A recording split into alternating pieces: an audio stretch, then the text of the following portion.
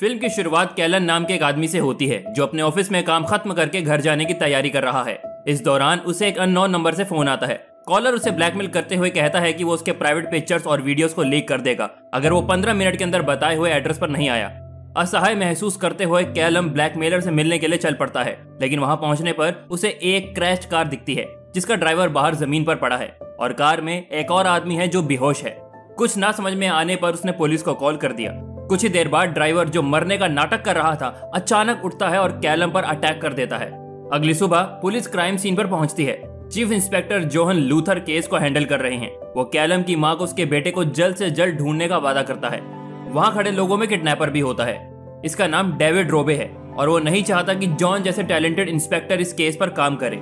ये जानते हुए कि जॉन उसके प्लान पर एक बड़ी मुसीबत बन सकता है, डेविड ने पुलिस ऑफिसर के साथ मिलकर जॉन पर झूठे आरोप लगाने शुरू कर दिए ताकि वो इस केस से बाहर हो जाए। कुछ दिनों बाद जॉन को कोर्ट में ले जाया गया जहां उस पर सस्पेक्ट्स को डराने धमकाने, सबूतों से छेड़छाड़ और रिश्वतखोरी जैसे आरोप लगाए गए। जॉन के जेल जाने से डेविड निश्चित होकर अपने काम पर फिर लग गया। डेविड एक अमीर बिजनेसमैन के साथ साथ एक सीरियल किलर भी था जो लोगों को उनके डार्क सीक्रेट्स के लिए ब्लैकमेल करता था। 2 साल बीत चुके हैं, जॉन अभी भी जेल में है और डेविड अभी तक पुलिस के हाथ नहीं आया। एक दिन कैलम की मां को उसका फोन आता है जिसमें वो अपने बेटे को रोते हुए सुनती है। वो उससे बात करने की कोशिश करती है, लेकिन उससे पहले उसे एक जगह पर आने को कहा जाता है। बिना ज्यादा सोच विचार किए वो बताए हुए लोकेशन पर पहुंचती है जहां उसे एक खाली घर दिखता है। अंदर जाने पर उसे एक भयानक दृश्य दिखाई दिया। वहां कैलम सहित 6 लाशें टंगी हुई थी। जल्द ही दूसरे विक्टिम्स के पेरेंट्स भी आ जाते हैं। कैलम की मां समझ जाती है कि खूनी ने उन सब को इमोशनल करके यहाँ किसी और कारण से बुलाया है, तभी किसी के घर में आग लगा दी। वो जल्दी से घर भाग जाती है, लेकिन दूसरे पेरेंट्स इतने लकी नहीं थे और सब अपनी जान गंवा देते हैं।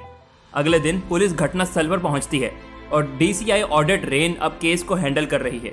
किलर तक पहुंचने के लिए वो अपनी टीम को सभी हत्याओं के बीच एक समानता का पता लगाने को कहती है। इसी बीच जेल में जॉन को एक लिफाफा मिलता है जिस पर 65.8 लिखा था। वो समझ जाता है कि ये एक फ्रीक्वेंसी नंबर है और ट्यूनिंग करने पर कैलम की मौत से पहले की दर्द भरी आवाज की रिकॉर्डिंग सुनता है। इसमें उसे डेविड की रिकॉर्डिंग भी सुनती है जो स्वीकार करता है कि जॉन को जेल में डालने के पीछे उसी का हाथ था और फिर चुनौती देते हुए कहता है कि अगर दम है तो उसे रोक के दिखाए।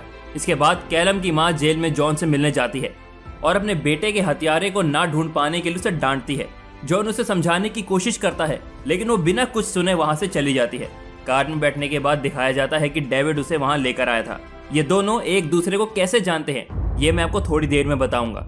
नेक्स्ट सीन में जॉन एक प्रिजन गार्ड से कम सिक्योरिटी वाली दूसरी जेल में खुद का ट्रांसफर करवाने के लिए बोलता है। गार्ड उसे ये कहते हुए मना कर देता है कि बिना किसी रीजन के किसी को भी ऐसे ही ट्रांसफर नहीं किया जा सकता। ये सुनकर जॉन कैदियों से खुद पर हमला करवाने की योजना बनाता है, जिसके बाद प्लान के अनुसार उसे दूसरे जेल में भेजने के लिए डिसीजन लिया जाता है। रास्ते में जॉन का फ्रेंड डेनिस, जो कि एक फॉर्मर पुलिस ऑफिसर है, वहां आकर उसे अपने साथ भगाकर ले जाता है। बिना वक्त जाया किए जॉन तुरंत सीरियल किलर को पकड़ने के काम में लग जाता है।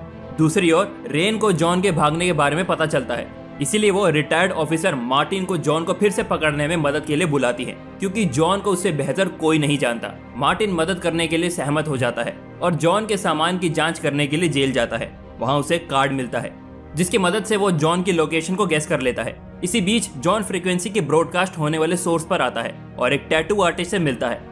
वो उसे उस आदमी का पता पूछता है जिसने रेडियो फ्रीक्वेंसी का इस्तेमाल किया था। इस पर टैटू आर्टिस्ट ने बताया कि किसी ने फोन पर उसे उसकी प्राइवेट वीडियोस को लेकर ब्लैकमेल किया है, इसीलिए कॉलर के कहे अनुसार उसने 24 घंटे तक 65.8 फ्रीक्वेंसी पर एक ही रिकॉर्डिंग को रन करवाया।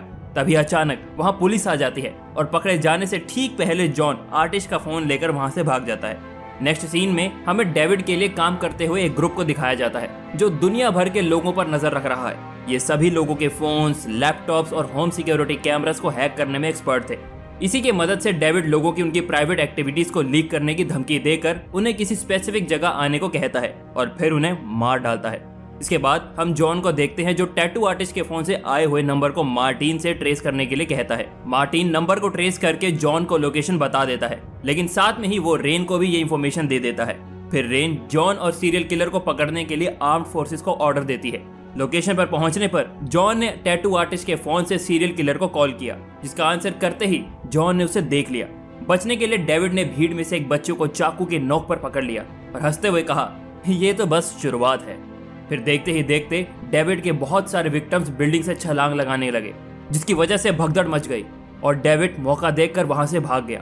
लेकिन जॉन उसे जल्द ही पकड़ लेता है। इतनी देर में आर्म फोर्सेस वहां पहुंच जाती है।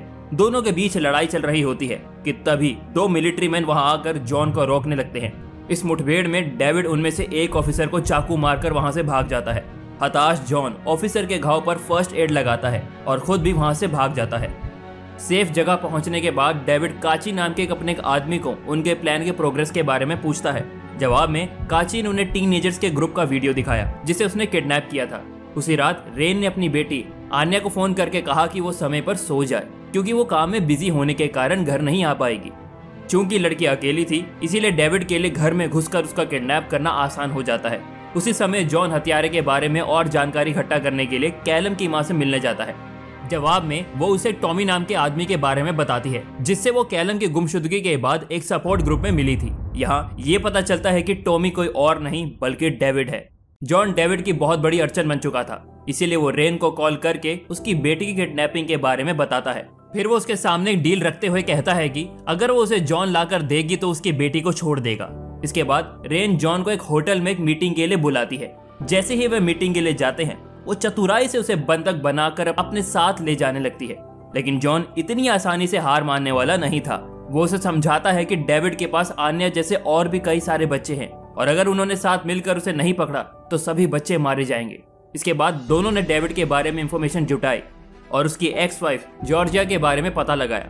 जॉर्जिया की फिजिकल कंडीशन बहुत खराब थी। वो उन्हें बताती है कि उसने डेविड को एक बार धोखा दिया था, इसीलिए उसने उसका चेहरा जला दिया था। जॉन और रेन भी अपनी परेशानी उसे बताते हैं और उससे डेविड के बारे में कुछ इन्फॉर्मेशन बताने के लिए रिक्वेस्ट करते हैं। पहले तो वो कुछ नहीं बताती क्योंकि उसे पता है कि इसके बाद डेविड उसे जिंदा नहीं छोड़ेगा, लेकिन फिर वो उन दोनों को डेविड की नॉर्वे वाली एक प्रॉपर्टी के बारे में बता देती है। इस नई इन्फॉर्मेशन के साथ जॉन और रेन बच्चों को छुड़वाने नॉर्वे के लिए चले गए।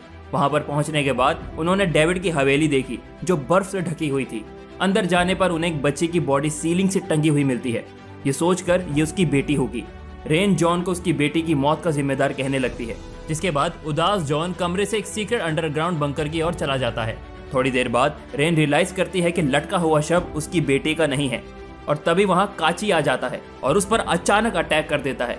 नीचे बेसमेंट में डेविड भी जॉन पर हमला करके उसे एक चेयर से बांध देता है। फिर वो द रेड बंकर नाम से एक लाइव स्ट्रीम शुरू करता है जहां वो अपनी ऑडियंस के लिए विक्टिम्स को टॉर्चर करता है। कुछ ही समय बाद रेन को भी बंकर में लाया जाता है जहां वो अपनी बेटी को देखती है। डेविड रेन को कहता है कि अगर वो अपनी बेटी को बचाना चाहती है तो उसे जॉन को मारना होगा। बिना सोचे समझे रेन जॉन पर हमला कर देती है। जॉन समझदारी से काम लेता है और सबसे पहले लाइव स्ट्रीम को देख रही ऑडियंस को कहता है कि पुलिस उन सब को उनके डिवाइस के आईपी एड्रेस से ट्रेस कर रही है और अगर वो बचना चाहते हैं तो तुरंत लाइव स्ट्रीम को बंद कर दे। इससे डेविड को गुस्सा आ जाता है और वो सबको हमेशा के लिए बंकर में बंद करने के मकसद से डोर बंद करने लगता है।